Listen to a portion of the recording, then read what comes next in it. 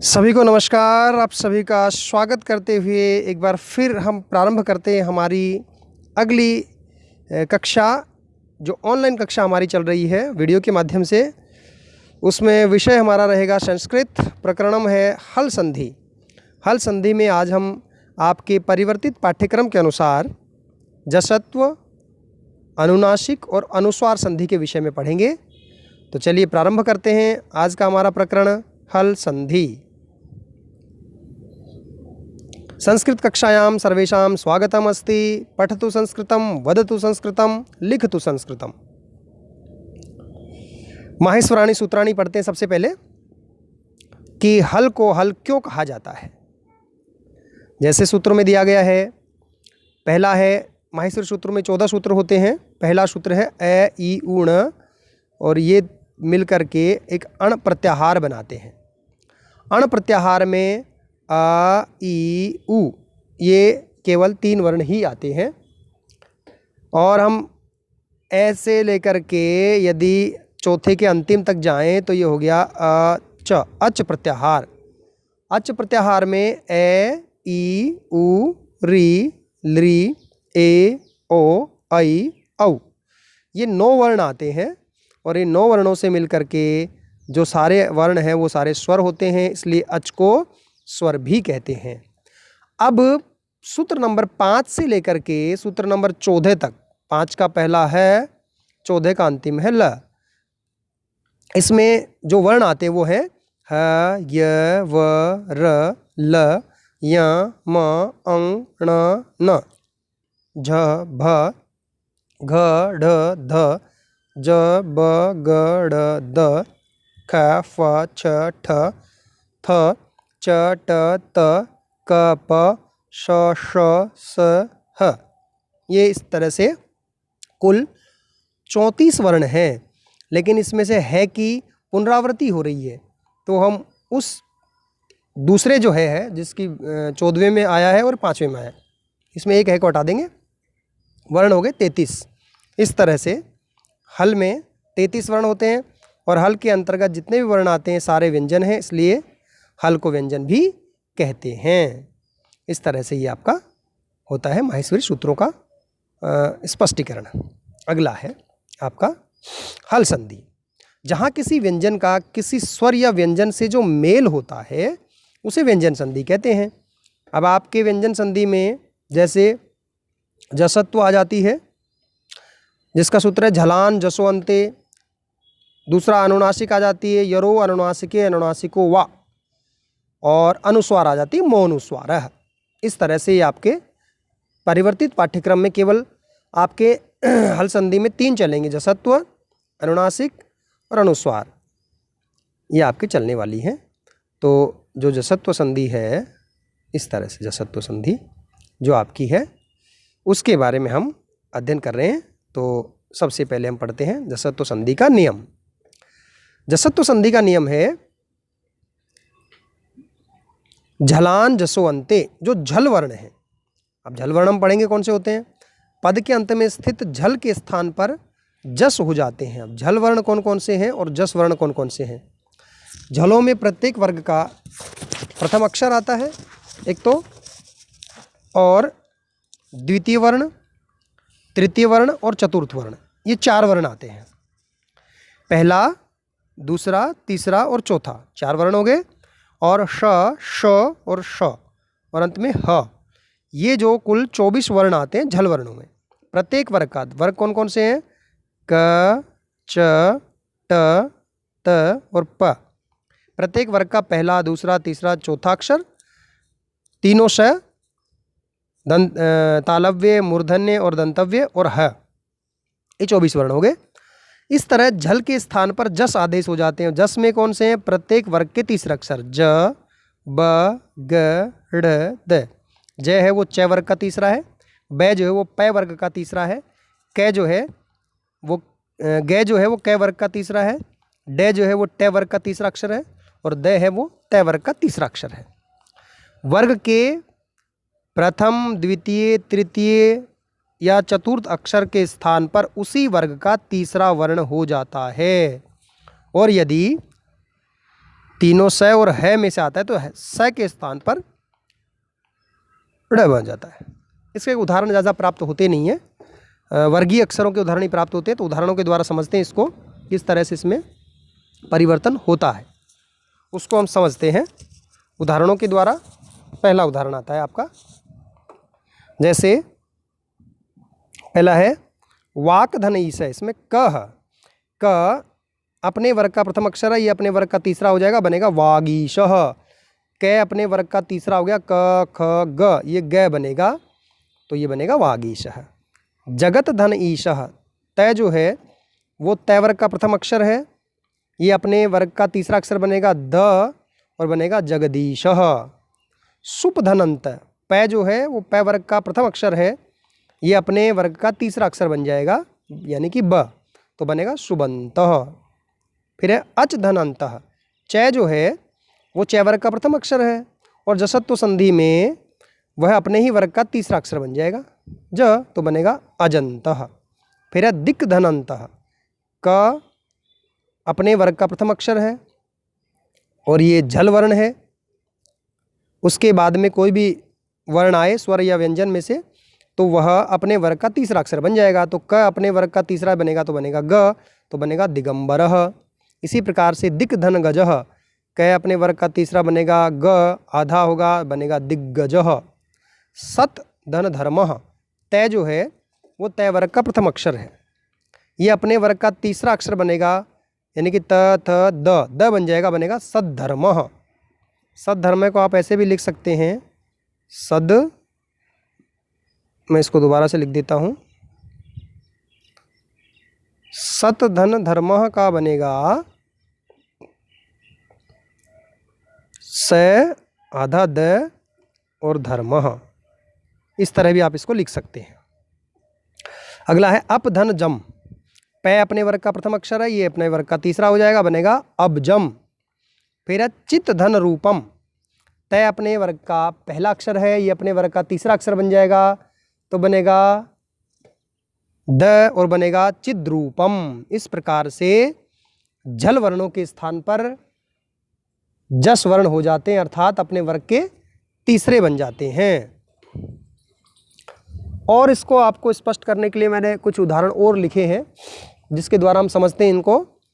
जसत्व संधि, अगला उदाहरण जो इसका है मनाक धन हस्ती, क है अपने वर्ग का प्रथम अक्षर है, इसका अपने वर्ग का तीसरा अक्षर बन जाएगा, बनेगा मनाग हस्ती।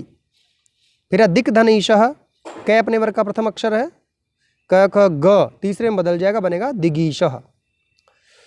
क्षुद धन भी ध, ये तय वर्ग का चौथा अक्षर है, त थ द ध, ये अपने ही वर्ग का तीसरा अक्षर बन जाएगा यानी क्या बनेगा द, तो बनेगा क्षुद भी। इसी प्रकार से अगला है ककुभ धन ईशः, ये भय जो है वो पै वर्ग का चौथा अक्षर है, भय वर्ण जो है, और झल वर्ण भी है क्योंकि झल वर्णों में वर्ग का पहला दूसरा तीसरा चौथा अक्षर आते हैं। तब ये जब जसत्व बनेगा तो अपने ही वर्ग का तीसरा बन जाएगा, पै वर्ग का तीसरा अक्षर क्या बनेगा ब, प फ ब, तो बनेगा ककुबीशः। इस तरह से अगला उदाहरण है मधुलिट धन गुंजती, तय है वो अपने वर्ग का प्रथम अक्षर है, ये अपने वर्ग का तीसरा बन जाएगा, बनेगा मधुलिट धन गुंजती। इस तरह से मधुलिड गुंजती। अगला है कदिचित दिनानी, दह वो तय वर्ग का तीसरा अक्षर है और जब ये जसत्व में जाएगा तो अपने वर्ग का तीसरा अक्षर रहेगा, बनेगा कदिचित कतिचित दिनानी, दो दे हो जाएंगे, एक आधा और पूर्ण रहेगा, एक ही मात्रा रहेगी। रत्नमुट धावती, तय जो है वो अपने तय वर्ग का प्रथम अक्षर है और इसका जब जसत्व करेंगे तो हो जाएगा रत्नमुड धावती। इस तरह से इसका रूप बनता है। फिर सट धन आम्राणी, तय जो है वो टय वर्ग का प्रथम अक्षर है और जब इसका जसत्व होगा तो ये टय जो है अपने का तीसरा बन जाएगा, तीसरे में जाएगा तो बनेगा ड, तो क्या होगा रूप इसका सड धन आम्राणी। इसी प्रकार से है क्षुद धन भी, ये जो ध शब्द आ रहा है वो तय वर्ग का चौथा अक्षर है, तो ये तीसरे में जब बदलेगा तो बनेगा द, तीसरे में बनेगा द, इस तरह द बन जाएगा, तो बनेगा क्षुद भी। इस तरह से ये आपके सामने इसके उदाहरण थे। अब ये तो जसत्व संधि हुई। अब आपकी आती है अनुनासिक संधि। अनुनासिक संधि को पहले हम समझ लेते हैं किस तरह से इसमें वाक्य परिवर्तन होते हैं। अनुनासिक संधि सूत्र है यरो अनुनासिके अनुनासिको वा, अर्थात पदांत यर जो वर्ण है उनके बाद में अनुनासिक यदि वर्ण आ जाते हों तो यर वर्ण अनुनासिक में परिवर्तित हो जाते हैं। अर्थात यर वर्ण का मतलब है जो अपने वर्गीय अक्षर हैं, उन वर्गीय अक्षर पहला, दूसरा, तीसरा, चौथा, उनके बाद में यदि कोई अनुनासिक अक्षर आ रहे हों, अर्थात प्रत्येक वर्ग का पांचवा अक्षर आ रहा हो, किसी भी वर्ग का पांचवा अक्षर आ रहा हो, तो उससे पहले जो यर वर्ण आए हैं, यानी कि वर्ग का पहला, दूसरा, तीसरा, चौथा, स, श, श, ह, तो वह अपने ही वर्ग का पांचवा अक्षर बन जाता है। अब इसके उदाहरण द्वारा हम समझते हैं किस तरह से ये परिवर्तन होता है। जैसे पहला है एतत् धन मुरारी, ये जो तय आ रहा है उसके बाद आ रहा है म अनुनासिक वर्ण है, पै वर्ग का पांचवा अक्षर है, और ये जो तय आ रहा है ये तय वर्ग का पहला अक्षर है। तो यहाँ पर जो तय वर्ग का पहला अक्षर है ये अपने ही वर्ग का पांचवा अक्षर हो जाएगा। तो तय वर्ग का पांचवा अक्षर होता है त, थ, द, ध, न, यानी कि अनुनासिक वर्ण क्या होगा इसका? न। प्रत्येक वर्ग का पांचवा अक्षर अनुनासिक ही होता है। तो जो वर्ग का जो भी अक्षर आएगा, पहला, दूसरा, तीसरा, चौथा, उसके बाद अनुनासिक वर्ण होगा, तो वर्ग का पहला, दूसरा, तीसरा, चौथा अक्षर अपने ही वर्ग का अनुनासिक हो जाएगा। इसका मतलब है अपने ही वर्ग का अनुनासिक का मतलब है अपने ही वर्ग का पांचवा अक्षर हो जाएगा। इस तरह से हम इसको समझ सकते हैं। अगला उदाहरण है जैसे षड धन मासः, ये ट वर्ग का जो ड है वो ट वर्ग का तीसरा अक्षर आया है, यर वर्ण है, उसके बाद में आ रहा है म अनुनासिक वर्ण। ऐसी स्थिति में जो ट है वो अपने वर्ग के पांचवें अक्षर में बदल जाएगा और ये होता है ण, और ट आधा है तो ण भी आधा ही आएगा। रूप बनेगा षण्मासः, षण्मासः, अनुनासिक हो गया यहाँ पर। अगला उदाहरण देखते हैं दिक् धन मूर्ख, ये जो ग है वो क वर्ग का कौन सा अक्षर है? तीसरा अक्षर है, यर वर्ण है। इसके बाद मैं आ रहा है, अनुनासिक है। तो उसके बाद जो मैं आ गया मूर्ख का म, तो ये जो मैं आने से क जो है अपने वर्ग का पांचवा अक्षर बन जाएगा, अनुनासिक वर्ण में परिवर्तित हो जाएगा और इसका पांचवा होता है अंग, तो बनेगा धिंग मूर्ख। अगला है त्वग धन मनांसी, ग जो है उसके बाद अनुनासिक आ रहा है म वर्ण, तो ये जो ग है वो क वर्ग का तीसरा अक्षर है, तो क अपने पांचवे में बदल जाएगा, उसका बनेगा अंग, रूप बनेगा त्वंग मनसी। अगला है मदनीति, तो दैश जो वर्ण है वो तय वर्ग का तीसरा अक्षर है और उसके बाद आ रहा है न अनुनासिक वर्ण, तो तय अपने ही वर्ग के अनुनासिक में बदल जाएगा, यानी कि न पांचवा अक्षर, तो बनेगा मननीति। ककुब धन नायकः, भय जो है वो पै वर्ग का, यहाँ जो भय है वो पै वर्ग का चौथा अक्षर है, पै वर्ग का चौथा अक्षर है भय, चौथा अक्षर। उसके बाद आ रहा है न अनुनासिक वर्ण, तो पै अपने वर्ग का अनुनासिक में बदल जाएगा और पै का अनुनासिक होता है अपने वर्ग का पांचवा अक्षर, यानी कि म, बनेगा ककुब, ककुम नायकः। अगला है षड धन नवती से बनेगा षणनवती और षड धन नगर्य से बनेगा षणनगर्यः। इस तरह से इसके उदाहरण है। अगला बनेगा जिस प्रकार से देखो, ये चित्त धनमय चिन्मयः, वाग धन मात्रम वांग मात्रम, वाग धनमयम वांगमयम, मृड धनमयम मृणमयम, पद धन मात्रम पन मात्रम। इस तरह से ये रूप बनते हैं। अब अगली स्लाइड पे चलते हैं। अनुनासिक आपकी संधि पूरी हो गई है। यर वर्णों के बाद में यदि कोई अनुनासिक वर्ण आ रहा हो, अनुनासिक होता है प्रत्येक वर्ग का पांचवा अक्षर, य, मैं, अंग, ण और न, मैं, इस तरह से।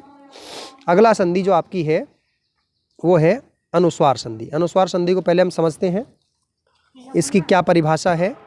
यदि किसी पद के अंत में मैं हो, मैं वर्ण आ रहा हो और उसके बाद कोई व्यंजन आ जाए तो जो मैं है वो अनुस्वार में परिवर्तित हो जाता है।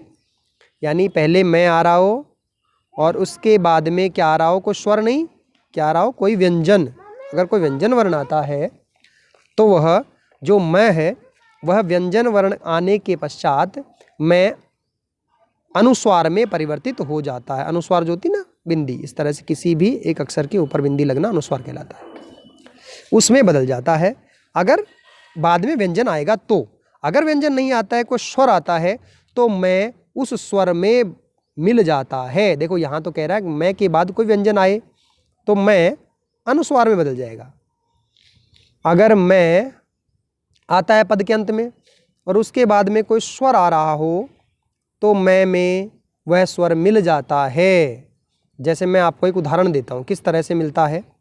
जैसे यहाँ है सम धन आचारः से क्या बनेगा, आप सब लोग जानते हैं, समाचारः।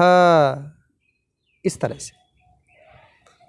लेकिन व्यंजन आता है तो कैसे बनेगा, उदाहरण देखते हैं। हरीम धनवंदे, जैसे मैं आया पद के अंत में, उसके बाद वह जो आ रहा है वह क्या है, व्यंजन है, व्यंजन वर्ण है, हल वर्ण है। ऐसी स्थिति में जो मैं है वो अनुस्वार में परिवर्तित हो जाता है। जो ऊपर अनुस्वार लगा रखा है बिंदी के रूप में, रूप बनेगा हरिम वंदे। दोनों पद अलग अलग रहेंगे। अगला जैसे अहम गच्छामि, ये जो मैं है इसके बाद ग वर्ण आ रहा है। ग वर्ण जो है वो व्यंजन वर्ण है। ऐसी स्थिति में जो मैं है वह अनुस्वार में परिवर्तित हो जाता है, रूप बनेगा अहम गच्छामि। स्वर होता तो उसमें इसकी मात्रा लग जाती, लेकिन व्यंजन आ रहा है इसलिए यहाँ पर जो मैं है वो है अनुस्वार में परिवर्तित हो रहा है। अगले कुछ उदाहरण और देखते हैं। जैसे हरिम वंदे, तो जो मैं था वो अनुस्वार बदल गया। गृहम धन गच्छति, जो यहाँ मैं है उसके बाद में ग आ रहा है व्यंजन, तो ये जो मैं है वो अनुस्वार में बदल गया, गृहम गच्छति। सत्यम धन नमामि, ये जो मैं है वो फिर अनुस्वार बदल गया क्योंकि उसके बाद व्यंजन आ रहा था। कार्यम धन कुरु, कार्यम कुरु, अनुस्वार बन गया, ये जो मैं है। दिव्यम धन सरह, मैं जो है वो स व्यंजन आने से अनुस्वार में बदल गया, बना दिव्यम सरह। शत्रुम जयति, मैं जो है पद के अंत में आया, उसके बाद जय वर्ण आया, व्यंजन वर्ण है, तो जो मैं है यह अनुस्वार में बदल गया, बना शत्रुम जयति। पयान धन सी, यहाँ एक उदाहरण है, ये पयाम भी हो सकता है, ये जो है एक सूत्र के अनुसार ऐसा परिवर्तित हुआ है। अब इससे आपने पढ़ा है अनुस्वार वाला, अनुनासिक वाला और जसत्व वाला। ये तीनों जो आपके परिवर्तित पाठ्यक्रम में हल संधि के अंतर्गत, व्यंजन संधि के अंतर्गत आने वाली 3 रूप थे, उनका हमने अध्ययन किया है। आप इस वीडियो को बार बार देख करके इसको समझ सकते हैं, आपकी जसत्व संधि, आपकी अनुनासिक संधि और आपकी अनुस्वार संधि को। मुझे आशा है आप सभी को ये बहुत अच्छी तरह से समझ में आया होगा। इस वीडियो को बार बार देखेंगे तो आपको ये पूर्ण रूप से समझ में आ जाएगी संधियाँ। तो अब हम क्लास को समाप्त करते हैं। सर्वेषां कृते धन्यवादः। पुनः मिलामः। जयतु संस्कृतं, जयतु भारतम्।